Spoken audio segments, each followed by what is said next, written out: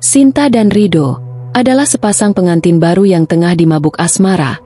Akhirnya tiba di villa tua yang mereka sewa untuk bulan madu mereka. Villa itu terletak di daerah terpencil, yang cukup jauh dari keramaian kota. Dikelilingi oleh hutan lebat dan kabut tebal, villa itu tampak cukup megah namun juga menyimpan aura misteri yang sangat kuat. "Ini tempat yang luar biasa sayang," kata Rido sambil merangkul Sinta. "Aku yakin kita akan memiliki bulan madu yang tak terlupakan di sini." Sinta tersenyum, namun jauh di lubuk hatinya, dia merasakan perasaan aneh. Villa itu tampak terlalu sunyi dan sepi, seolah-olah tidak ada kehidupan di sekitarnya. Malam pertama mereka dimulai dengan romantis. Mereka menikmati makan malam yang lezat dikelilingi cahaya lilin dan diiringi dengan musik lembut. Rido, yang kelelahan setelah perjalanan jauh, akhirnya tertidur pulas setelah makan malam. Namun, Sinta tidak bisa tidur. Dia merasa gelisah dan terusik oleh suara-suara aneh yang datang dari luar kamar mereka.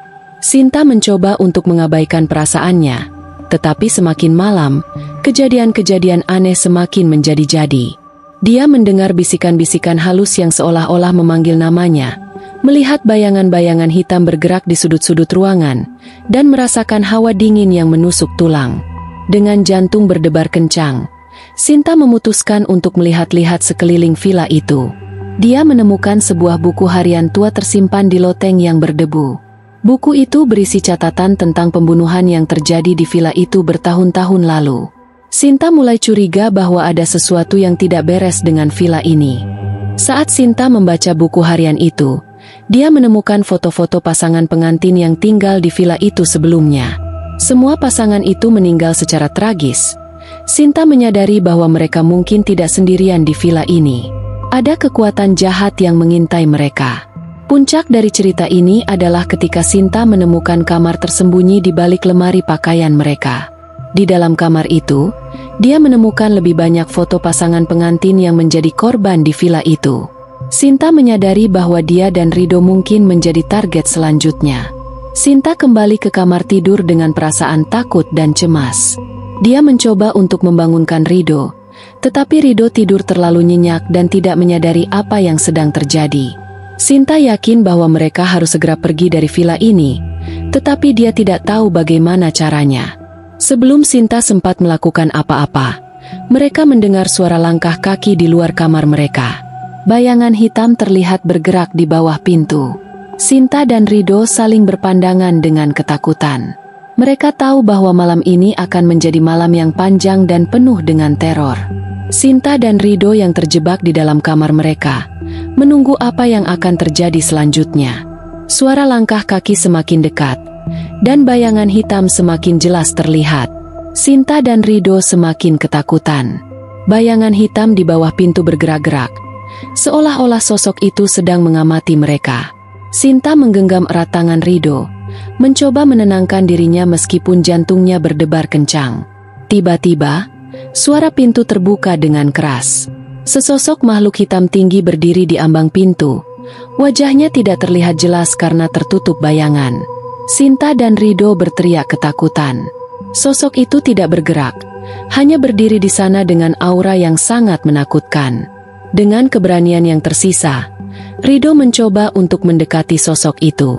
Namun, baru beberapa langkah Rido berjalan, sosok itu tiba-tiba menghilang.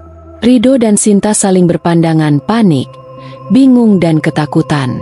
"Siapa itu?" tanya Sinta dengan suara gemetar. "Aku tidak tahu," jawab Rido.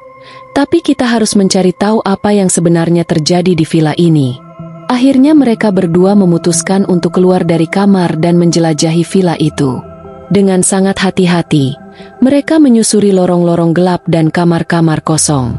Setiap suara dan bayangan membuat mereka semakin tegang. Saat mereka tiba di ruang tamu, mereka menemukan sebuah lukisan besar yang tergantung di dinding. Lukisan itu menggambarkan sebuah keluarga bahagia yang tinggal di villa itu pada masa lalu. Namun, ada sesuatu yang aneh dengan lukisan itu. Lukisan itu terlihat seperti hidup. Tatapan mata dari setiap anggota keluarga di lukisan itu terlihat mengikuti gerakan Sinta dan Rido. Sinta dan Rido merasa merinding. Mereka yakin bahwa lukisan itu memiliki kekuatan magis yang terhubung dengan roh-roh yang menghuni villa itu. Mereka memutuskan untuk mencari tahu lebih lanjut tentang keluarga yang ada di lukisan itu. Mereka kembali ke loteng dan mencari buku harian lain yang mungkin bisa memberikan petunjuk. Setelah beberapa saat mencari, mereka menemukan sebuah buku harian yang tersembunyi di balik tumpukan barang-barang lama. Buku harian itu berisi catatan tentang keluarga yang tinggal di villa itu dan rahasia gelap yang mereka simpan. Ternyata, keluarga itu terlibat dalam sebuah sekte sesat yang melakukan ritual pengorbanan manusia. Mereka menggunakan villa itu sebagai tempat untuk melakukan ritual-ritual mereka. Sinta dan Rido menyadari bahwa mereka tidak hanya berhadapan dengan hantu biasa, tetapi juga dengan kekuatan jahat yang sangat kuat. Saat mereka membaca buku harian itu, tiba-tiba lampu di villa itu mati. Suasana menjadi gelap gulita, hanya suara angin dan bisikan-bisikan halus yang terdengar. Sinta dan Rido semakin ketakutan. Tiba-tiba, mereka mendengar suara langkah kaki yang mendekat. Sosok hitam muncul di hadapan mereka. Kali ini lebih jelas. Sinta dan Rido melihat wajah sosok itu, dan mereka terkejut melihat siapa yang ada di balik sosok itu. Sosok hitam yang berdiri di hadapan mereka. Ternyata, sosok itu adalah salah satu anggota keluarga yang ada di lukisan itu. Sosok itu mengungkapkan identitasnya dan menceritakan kisah tragis yang terjadi di villa itu pada masa lalu. Keluarga yang tinggal di villa itu ternyata terlibat dalam sekte sesat yang menyembah iblis. Mereka melakukan ritual pengorbanan manusia untuk mendapatkan kekayaan dan kekuasaan. Namun, salah satu anggota keluarga, seorang wanita muda yang bernama Kalista, menentang ritual tersebut dan mencoba untuk melarikan diri. Kalista akhirnya ditangkap dan dikorbankan oleh keluarganya sendiri. Sejak saat itu arwah Kalista yang penasaran menghantui villa itu, menuntut balas dendam kepada siapapun yang berani mengusik ketenangannya. Sosok hitam yang dilihat Sinta dan Rido adalah perwujudan dari kemarahan Kalista. Setelah mengetahui kebenaran yang mengerikan itu, Sinta dan Rido menyadari bahwa mereka harus menemukan cara untuk mengalahkan kekuatan jahat yang menghantui villa itu. Mereka memutuskan untuk mencari petunjuk di buku harian yang mereka temukan di loteng.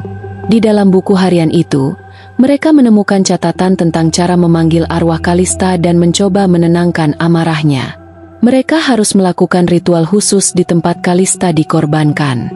Sinta dan Rido mengikuti petunjuk di buku harian itu dan menemukan tempat pengorbanan di sebuah ruangan tersembunyi di bawah villa.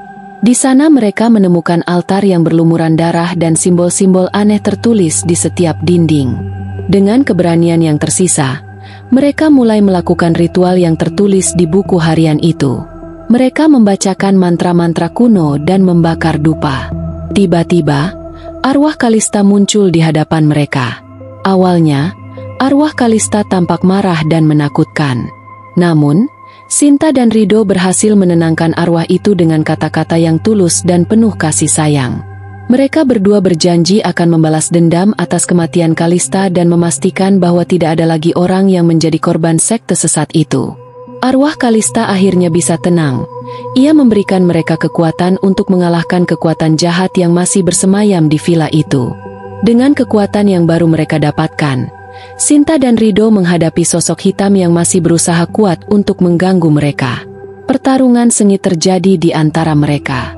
Namun, dengan bantuan arwah Kalista, pada akhirnya Sinta dan Rido berhasil mengalahkan sosok hitam itu dan menghancurkan kutukan yang menghantui villa itu selama bertahun-tahun.